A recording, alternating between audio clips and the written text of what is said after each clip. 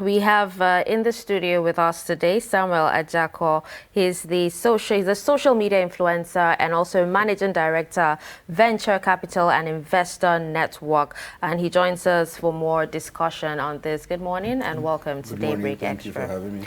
Yeah, all right. So first of all, let's would like to know what you think, if you think the Twitter ban in the first place was legal, because, you know, we have Amnesty, the likes of Amnesty International saying that, you know, it's been 7 months of depriving Nigerians of exercising their right to freedom of expression on social media platform that facilitates dialogue and empowers everyone to communicate, hold useful debates and conversations, and also demand accountability from the Nigerian authorities.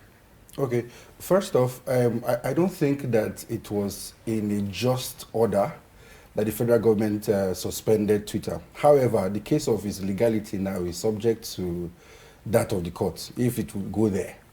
But it affected the ideals of the microblogging platform Twitter itself.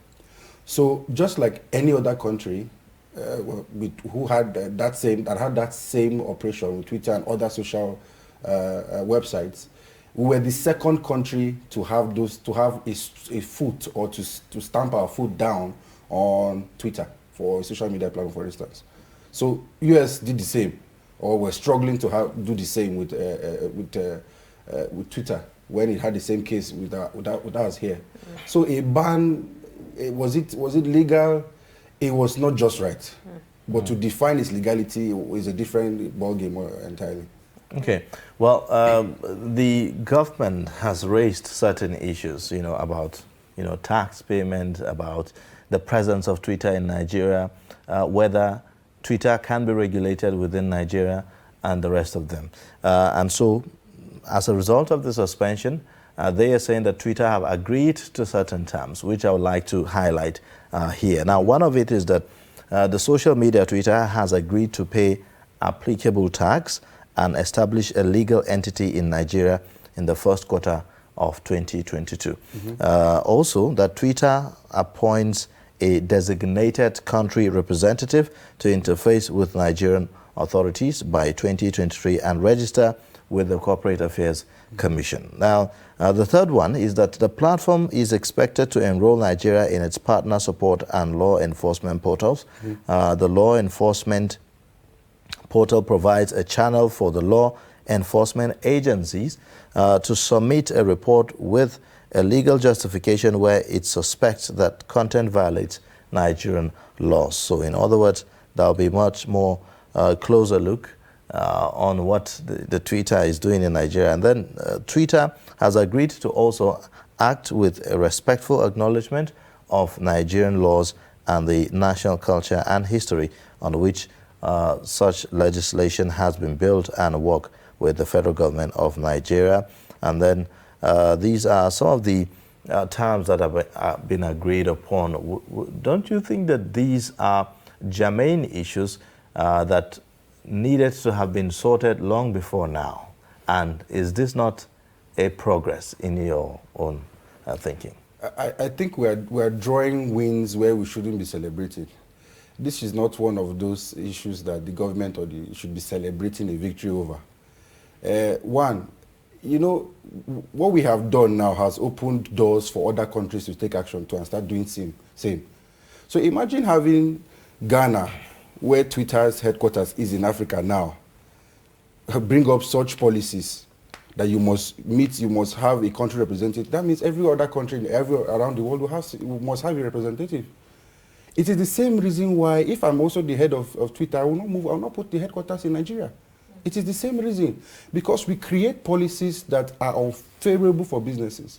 However, you can claim that the aspect of the taxation placed on Twitter will gain you money, but we know how things work here in this country. We have so much that policies do not solve. Okay, now Jonathan's former president, Goodluck Jonathan's former aide, that's Reno Omokri, and some other celebrities have come out to say that, you know, the lifting of lifting of Twitter ban is actually an election strategy. What do you think? I agree with them, and I'll tell you why.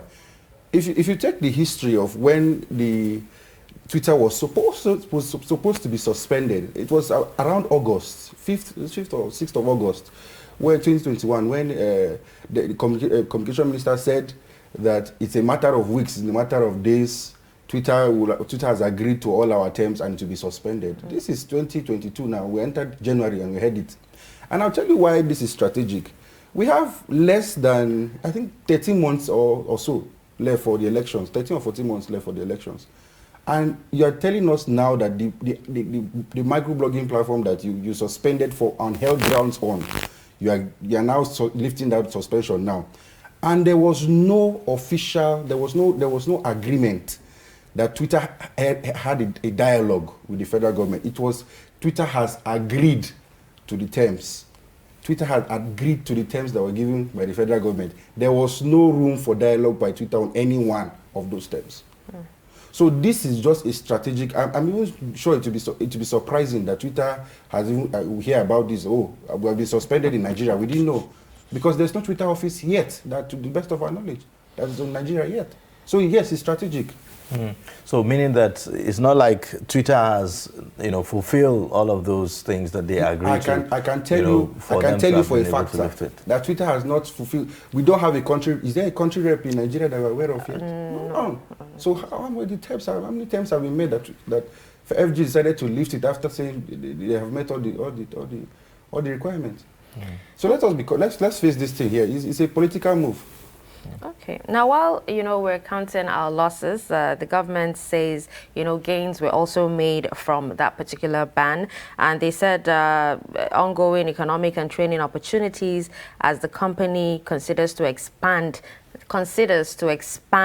its presence in Nigeria, and which is when you talk about the unemployment rate, at least a few people would actually get jobs, and then getting better understanding of how to use Twitter platform effectively to improve businesses. Despite the taxation and everything, revenue generation from the operation of Twitter in Nigeria, I think, with this, a lot of people actually, agree to the taxation and everything. Then smooth and coordinated relationship between the Nigerian government and Twitter, leading to mutual interest, reduction of cyber criminal activities such as terrorism, cyber stalking, hate speech, and the rest, and then working with Twitter and other global companies to build an acceptable code of conduct following global best practice.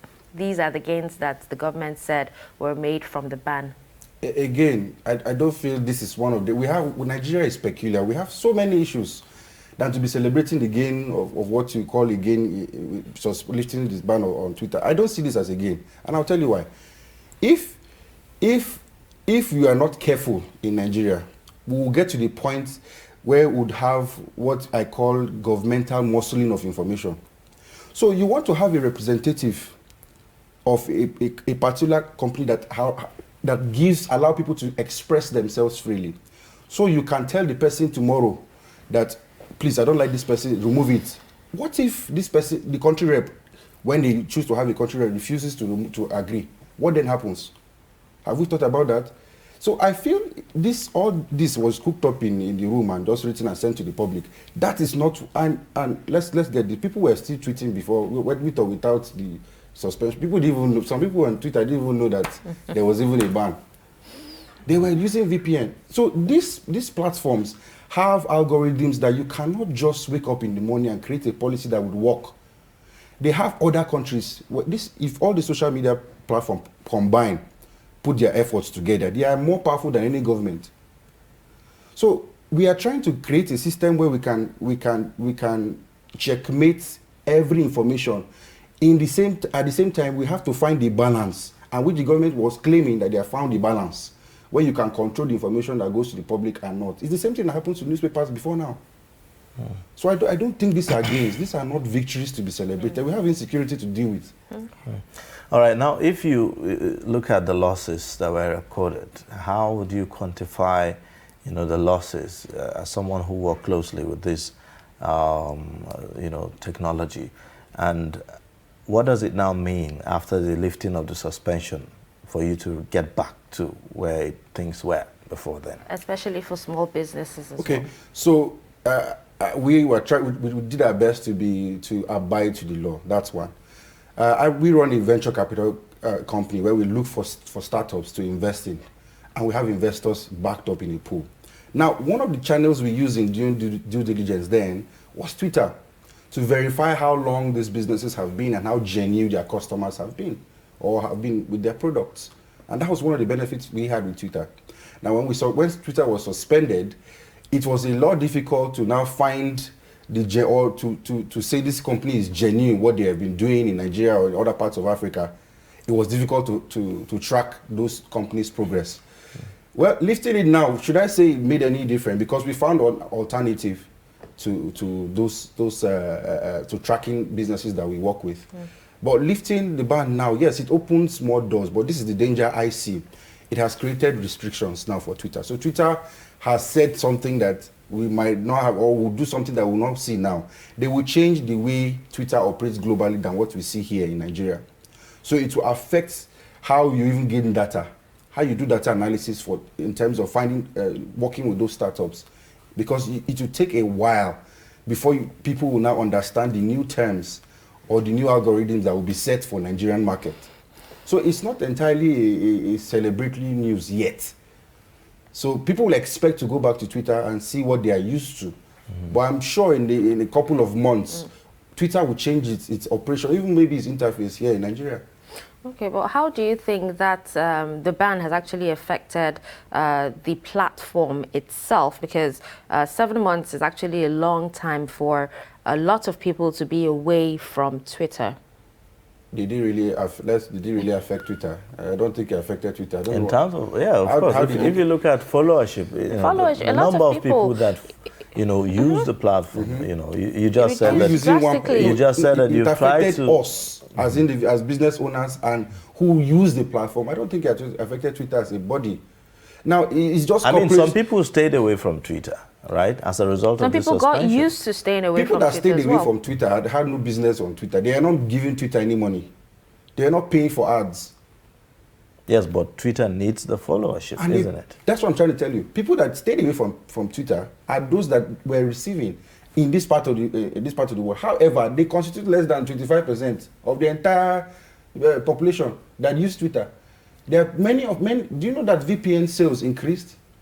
And then talking about VPN as well, it was difficult for a lot of Twitter users to actually find out what was happening in the Nigerian scene, because if you had to use VPN, it meant that you were in another country. Okay, let me give you a story of one small business owner that we have on our portfolio. She sells Ankara, and not just to the Nigerian market, but to Kenyan markets, to the Zimbabwean market. And she kept on, she downloaded VPN through one of our tech. So, and they sold so much, she stole most of our products in Kenya. So Twitter as a body was just trying to be respectable to the Nigerian government by even issuing out an apology in the first place. I mean, we all saw what happened when they did this similar to the President of the United States. And Donald Trump made all the noise he wanted to make. Are you worried about the way in which some people use Twitter, to cause disaffection, to throw up comments that, that will bring disunity and all of that, hate speech and the like? It's a concern, true. However, there are ways to handle these issues. Then it's like you have a child, yes, and then your child urinates on your mattress. If you beat the child heavily and to the point that you have to take the child to the hospital, the question changes from, why is he in the hospital, than the issue that happened. I'm concerned about kind of conversations that can throw up on Twitter. However, I'm not happy with the approach the government took. I felt you started a campaign, change begins with me, and we're building a character formation among not ordinary Nigerians. So you can continue to build character formation to encourage putting healthy content. This is what people saw. People saw that the approach the government handled, the way the government handled Twitter, was not just. Because there were issues that arise to that point. If you look at it closely, there were issues that arise to that point. Before, it was as a result of the IPOB matter that the president made that speech. let's also remember that it is not the president that handles his Twitter himself. It is somebody else who does the PR for him. That I am very sure of. Now, we have issues that arose from that point to when the president released, that statement was released. We had the NSAS protest going on. And we knew how beneficial or how useful Twitter was in coordinating that movement. Now, the coordination of that movement spurred an interest in Nigeria, not just from other players, but even the CEO, the then CEO, Jack Dorsey, was even interested in the NSAS movement. They released an emoji for that. So the way the government handled it was because they did not understand the language the young people were talking about. And this is one of those languages through our blogging platforms. So yes, come down to this level. Get the right set of persons to help out. Consult with the right set of persons. And they can have a proper understanding of how to interact and solve problems so that this kind of hate speech that you mentioned that will not be relative will not occur. How about fake news? Briefly, if you may comment on that as well before we end it. Well, I think as a journalist, you already understand that fake news is anything that does not have facts tied to them, right? So if you are going to tackle fake news, is it on Twitter that does not even does not understand certain cultures that will start tackling fake news? They have their policies, not just Twitter. All social media platforms have policies. And they are more concerned about the bridging of those policies than your culture. So it is your duty to spread out or use those same platforms to spread out information that can guide people from uploading fake news, which they build something called the fact checker or something. Encourage it rather than blocking it. All right. Well, thank you so much for coming on the program today and sharing your thoughts with us. Thank you very much for having me. We appreciate it. Yeah.